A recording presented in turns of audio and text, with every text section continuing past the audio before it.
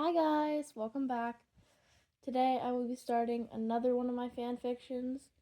This one is called Training and Trauma. Such a great mix.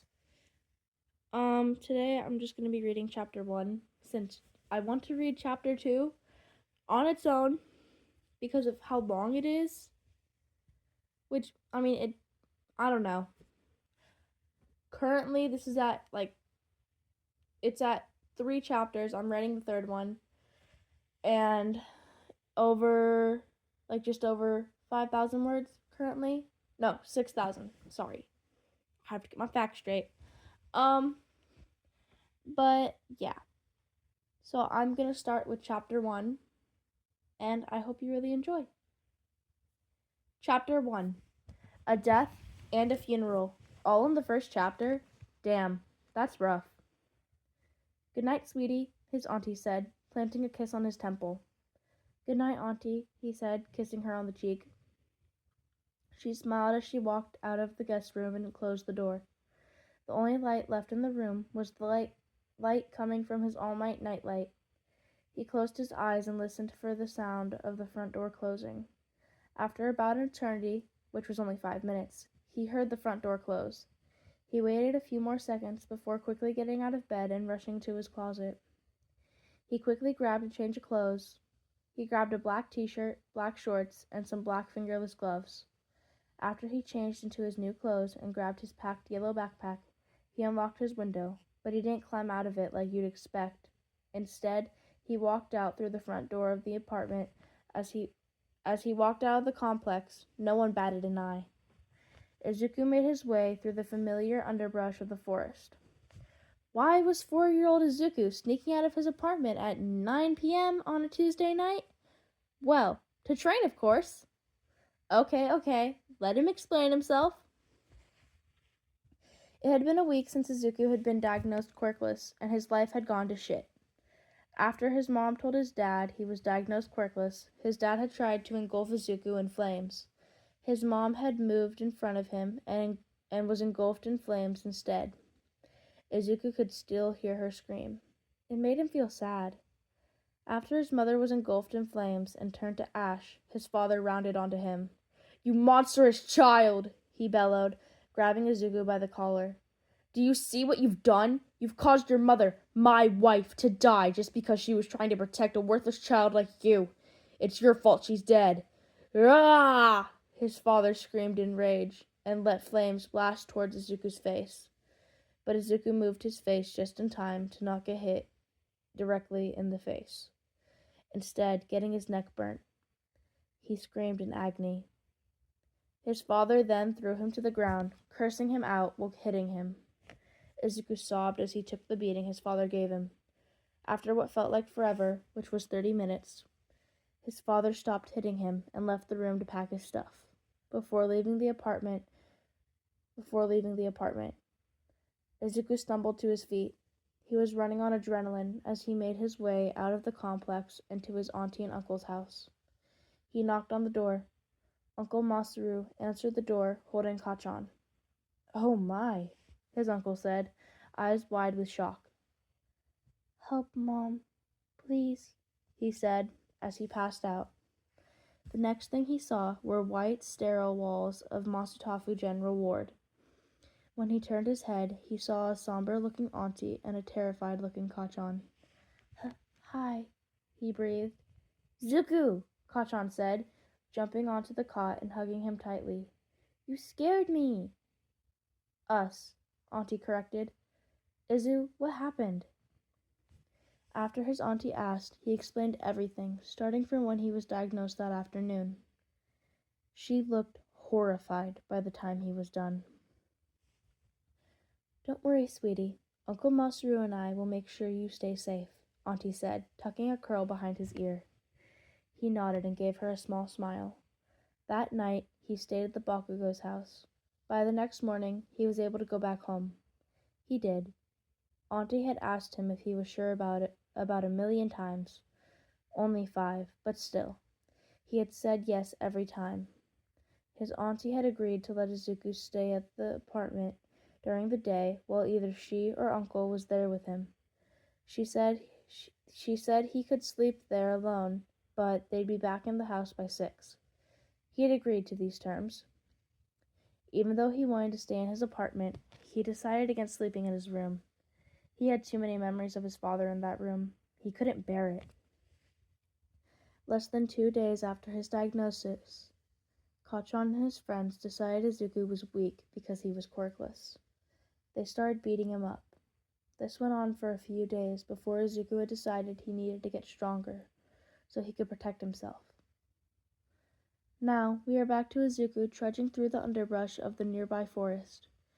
Izuku has been using the clearing in the forest to train. What was he doing to train? Well, he's been practicing his kicks and punches alongside lifting things to build up his strength. He's also been training his endurance every other day, and since he just started doing this training the day before, he was doing endurance training today. Izuku decided to start with endurance training. He did 7 laps around the clearing. Already, he was winded, and it's only been 15 minutes. But Izuku continued to push himself and finish his training. By the time the clock struck 11 o'clock, he was on his way home, face red and body aching. After about 5 minutes of walking, Izuku made it to the side of the building his window was on. He decided to scale the building since he only lived on the 4th floor. He actually did pretty good for it being his first time scaling a building.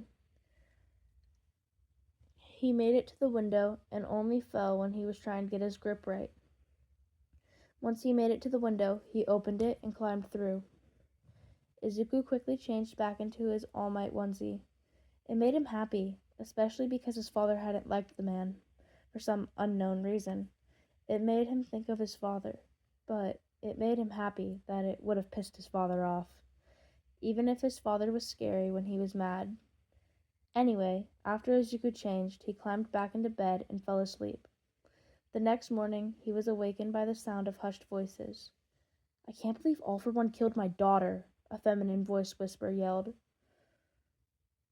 "I know," a male voice said, "but I can't believe he tried to kill his own son." "I know, right?" another male voice said.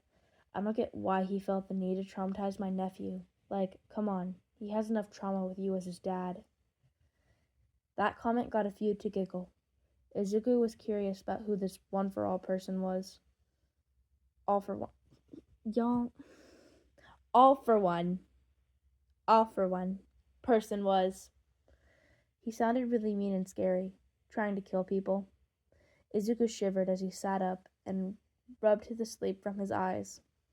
He wondered why Auntie had brought some more people other than Uncle with her to the apartment.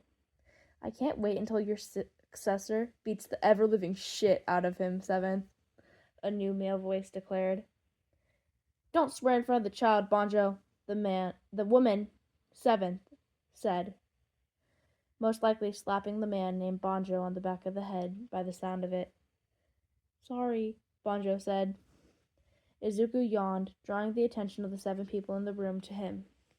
"Morning," Izuku said as he yawned. He paused. Wait, did he say there were 7 people in the room? His eyes quickly darted from person to person. "Eep!" he squeaked, grabbing the pillow and hiding behind it. "He can see us?" he heard a male voice ask. "Shoot," 7th said. Izuku slowly lowered the pillow just to see. No one? Had he imagined all of those people? Maybe.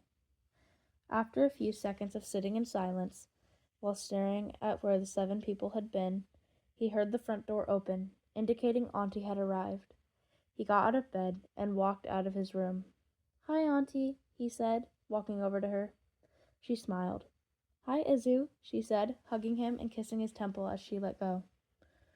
"Are we doing anything today?" Izuku asked. "Yes, today's your mom's funeral," Auntie said, giving him a small smile as she walked to the kitchen to make breakfast. "Okay," Izuku said, following her. He and Auntie talked while she made breakfast for him. After breakfast, he and Auntie left the apartment. Izuku was now wearing a black blazer with a white undershirt, a black tie tied by Uncle, and black dress pants and shoes. He had never been to a funeral, but he knew he never wanted to go to one again. Everyone looked so sad, and Izuku knew why. That reason made him sad. After the funeral, they went back to Auntie and Uncle's house, where Izuku cried for a good 3 hours. He still did his training that night. Okay, so that's the end of chapter 1. I really love this chapter. And yes, I accidentally said one for all instead of all for one. I'm sorry. It's like so similar. It's one you can I don't know. I can't talk, okay? But I think the only critique I have for myself is that I could have made the funeral part longer. But okay, real quick, I am sorry that I did this to you guys. I gave you a funeral, a death, right at the beginning. So, I'm sorry. Also, I forgot to read the summary. And I forgot to say there was a major character death. So, sorry. I'll read the summary in the next one before chapter 2 because I'm not reading this off AO3 right now. I'm reading this off of my Google Doc that I have it in. So, I really hope you guys enjoyed this. I will be posting part 2 tomorrow. And yeah, hope you enjoyed. Bye!